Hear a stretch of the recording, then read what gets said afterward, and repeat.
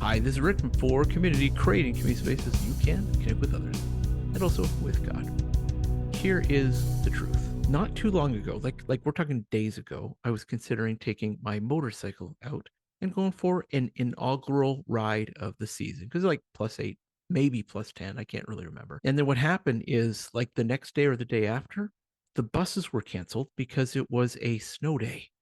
And then we were shoveling and we're trying to start cars and we had like snowmageddon almost. And now we're into the point where just like a day later, now there's no more snow on the ground, although it's still chilly.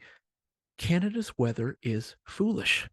Like it's nothing for our weather to go like to change by 20 degrees. It can be +10 in one moment and -10 in the very next moment. And none of us think there's any problem with that because this is Canada. Canada's weather, at least in Ontario, Ontario's weather is pretty foolish. I would love my life to be a little bit more simple, but I am surrounded by the complexity of the foolishness that Canada's weather presents. For this video, I've got two back-to-back proverbs for us to consider that really brings out the complexity of life as we're surrounded by foolishness. Proverbs chapter 26, verse 4 and 5. Don't answer the foolish arguments of fools, or you will become as foolish as they are. Be sure to answer the foolish arguments of fools, or they will become wise in their own estimation. Like, good grief. If I were wanting life to be simpler, I would hope that I would get to go to the Bible, and then the Bible would help me to simplify my life. But oh no, we have the complexity of what seems to be very different competing proverbs, and which proverb is going to win? Is this an inconsistency? Is there something wrong here? Here's this video is my interpretation of these two proverbs, and this is what I want to share with you. I want to share with you an idea about how to survive when surrounded by fools. I love how often these two verses are referenced when citing biblical contradictions. The complexity of these two verses reflects the complexity of our everyday lives. We are surrounded by foolishness. That foolishness might be online, might be from our own kids in our own home, might be from our neighbors, from our government, from within our workplaces. We're surrounded by fools. And at this moment, you may be thinking that I'm a fool, and I may be thinking that you're a fool. We are all surrounded by fools. Okay, for context, though, so we kind of understand what these proverbs are really addressing. A fool in the proverbs is someone who doesn't acknowledge power and authority outside of themselves. And so, namely, they're foolish because they don't recognize that their life and eternity is subject to God's scrutiny. So they're generally living only into submission to themselves. And I mean, if we were to keep the hyperbole of this, it's someone who only lives for themselves and in no way acknowledges God in any part of their life, which is actually a pretty hard thing to do. I mean, in all parts of life. So this is a generalization because in some ways, it is impossible to live as though we are our highest power and not submissive to anyone. Every single time we line up to pay for our groceries, we are recognizing our dependency on farmers and the stores that carry the food they grow.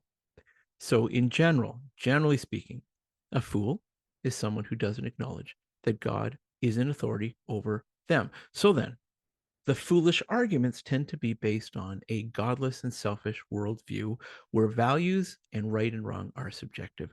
So I think these two proverbs are saying we're living within a clash of values, a struggle for power and control, and we need to figure out the complexities that arise as we try to stay alive and keep growing and stay healthy as we all try to live out our competing values.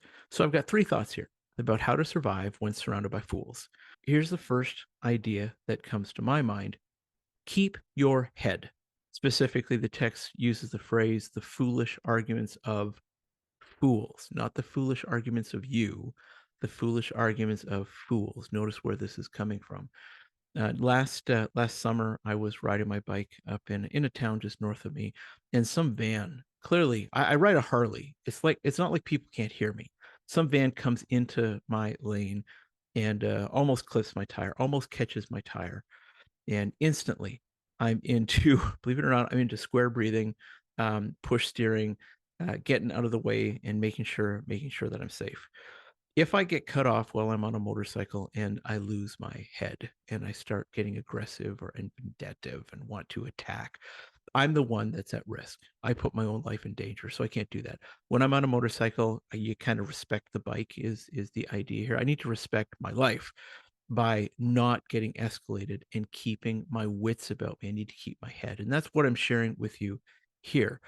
The biggest thing screaming at me in this text as I read this is how much responsibility we have for ourselves.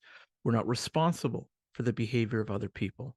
We are responsible for the behavior of ourselves. We're responsible for how we show up to the conversation and the emotions that we let out.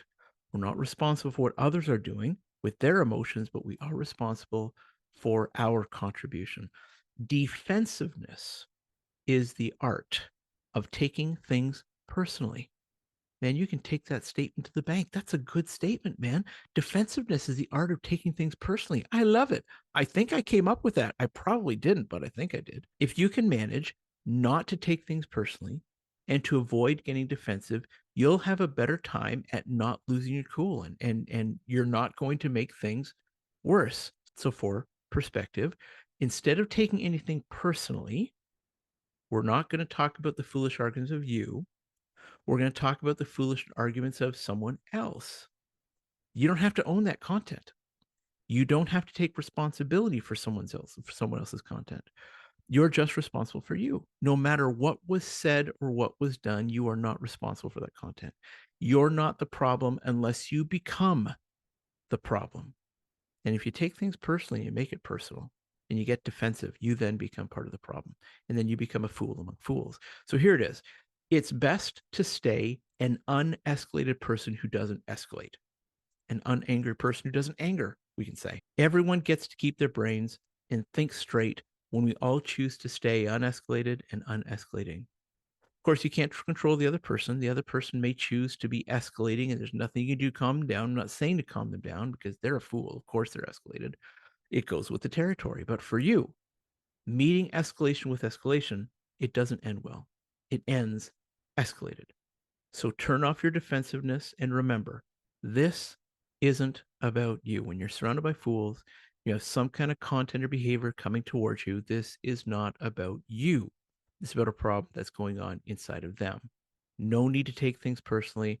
Not about you. It's about them. Keep your head. Here's the second thing that's kind of jumping out to me here. Don't feed the trolls. The text says, one of the Proverbs says, don't answer the foolish arguments of fools, or you become as foolish as they are. Gaslighting is a thing. It's a very horrible thing. Like manipulation that turns the blame onto you and the refusal of taking personal responsibility at all. That's not something that you can work with. That's something that needs a boundary. That's something that needs a hard no. I'm not entering into this kind of argument here. When I was learning how to set up my first website, learning how to blog, I actually don't have a blog right now, but in the olden days, when I was learning how to do that, one of the lessons was not feeding the trolls. The guy who was teaching me said, don't feed the trolls. The idea was that I get lots of negative comments and criticism just for someone else's need to babble and make people feel bad, I suppose. If you feed that nonsense by responding to it, you'll get more of it. You don't need to feed it. If you don't feed it, it starves. Don't feed the trolls. Does that always work? Well, of course not, which is why we have the complexity of these two verses. But it's a really great start. You'll get more of what you nurture. If you nurture foolish arguments by engaging the content, you'll get more trolls and more troll content. Don't feed the trolls. Okay, now if it works, it works. Stop right there. But it doesn't always work, does it? So we got this next verse. State the truth gently. The text says, be sure to answer the foolish arguments of fools, or they will become wise in their own estimation. Okay, sometimes trolls aren't trolls. Sometimes they're much more. They're hunters. They're lions. They wanna hurt. Sometimes a lack of confrontation inspires more deluded thinking and behavior, and some more hurt and greater hurt coming your way. And then some protection is needed. If not feeding the trolls created a state of delusion and some kind of license that people can just railroad you, then some truth talking may be needed. Some hard boundaries may be what's needed here. Now, just remember, though, you can state the truth with your fists raised, eyes glaring and yelling, or you can keep your head about you while you're stating the truth. Research, actual scientific research, shows us that the way a conversation starts is generally how a conversation is going to end. If you do your best to state the truth in a and put up your boundary in a non-escalating way, you have the best chance of no further escalation. Sometimes a bully needs to be met with head on, with a firm boundary. Sometimes a fool needs to be confronted. Neither is going to end the way that we would hope. So stay as gentle as possible so that you don't add any other reason to escalate something that's already a bad problem.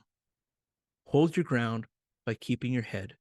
Don't engage if you can avoid it, and speak the truth gently to avoid further escalation if that's what you need to do.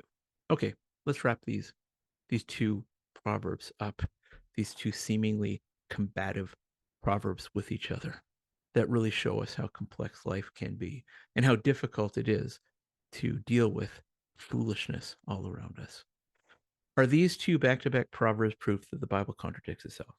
I would say no. No more than life is a contradiction of itself, because it is. People who want peace act with aggression. People who are hungry take hungry people's foods. People who need medical treatment take treatment from others who need it. Values-driven people are met by people who are driven by opposing values. This is just, unfortunately, our normal day-to-day life stuff. Life is complex. Keep your head. Don't feed the trolls. And if that doesn't work, speak truth gently when it's needed. Okay, that's it from me to you for now. Would you please like, share, subscribe? Would you please ask for the link? We meet at 1:30 and at 6 o'clock every single Sunday for community, creating community spaces so you can connect with others and also with God. I'll see you next time.